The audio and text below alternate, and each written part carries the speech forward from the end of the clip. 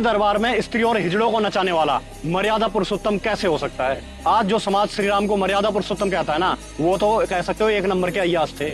अपने दरबार में स्त्रियों को नचवाते थे, उनको दारू पिलाते थे, हिजड़ों को नचवाते थे, उनको दारू पिलाते थे। और यही नहीं, जैसे इंद्र अपनी पत्नी सची को दारू पिलाता है ना, वैसे ही रामचंद्र जी अपने हाथों से सीता जी को मेरे का मधु यानी कि वो नशीली शराब मदिरा पिलाया करते थे। तो ये कैसा मर्यादा पुरुषोत्तम है? इसी चीज का प्रमाण आपको दिखाते हैं वाल्मीकि रामायण से। देख सकते हो श्री वाल्मीकि रामायण है, हिंदी टीका सहित भाग 2। इसके अंदर आप आएंगे उत्तरकांड सर्ग 42। श्री रामचंद्र जी बैठे सीता जी को बाएं हाथ से ग्रहण कर पवित्र व मेरे मधु यानी कि आप संस्कृत में देख सकते हैं मधु मेरे कम यानी कि मेरे कम मधु शराब पिलाई। अब कई लोग कहेंगे भाई मेरे कम मधु तो पेय पदार्थ भी हो सकता है, मीठा पानी भी हो सकता है। उसका भी आपको प्रमाण दिखाएंगे आगे कि श्री रामचंद्र जी ने पिलाया यानी कि मेरे कम मधु शराब उनको पिलाई।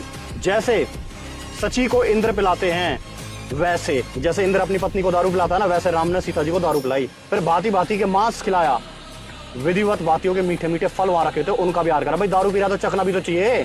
जैसे स्नैक लिया हुआ ना आज के लोग, नमकीन वगैरह ले आए, कुरकुरे ले आए, वैसे वो मांस और ये फल वगैरह रखते थे दारू गैल। श्री रामचंद्र जी के व्यवहार से सेवक लोग अति सीख लाए कि मांस वगैरह फल वो सारे लेके आए उनके लिए।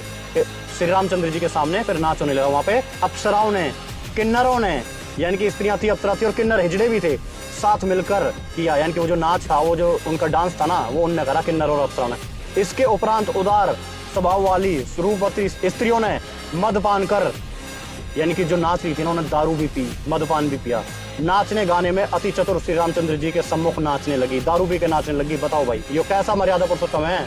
जिस स्त्री को देवी का दर्जा देते हैं समाज में, सनातन धर्म में, उसी को उसने नचनिया बना के रख दिया। जैसे आज बॉलीवुड में नाचती है ना, वैसे अपने सामने नचवा रहा उन स्त्री को। तो कैसा मर्यादा पुरुषोत्तम हुआ ये ठरकी? मन को आराम देने वाली स्त्रियों को श्री रामचंद्र जी ने, जो कि रमण करने वालों में श्रेष्ठ और धर्मात्मा थे, ये धर्मात्मा बता रखा है, जो उनको नचा रहा, दारू पिला रहा है। और क्या इज्जत रह गई आज की डेट में? किसी की बहन बेटी नाच ले तो कौन सुनेगा? नचनिया का कोई है? इज्जत है नहीं है ना? तो वो हाल कर दिया उसने उन बहन बेटियों का, और इसको लोग धर्मात्मा कह रहे हैं। सुंदर गहने इन स्त्रियों को संतुष्ट। जैसे पहले कोठे हुआ करते थे ना, मुजरा होता था उनपे, तो लोग जाकर पैसे फेंक दिया करते ना, वो वाली स्थिति कर दी इन्हें अपने दरबार में। गर्भवती स्त्री को घर से बाहर निकाल दे, वो कैसा मर्यादा पुरुषोत्तम?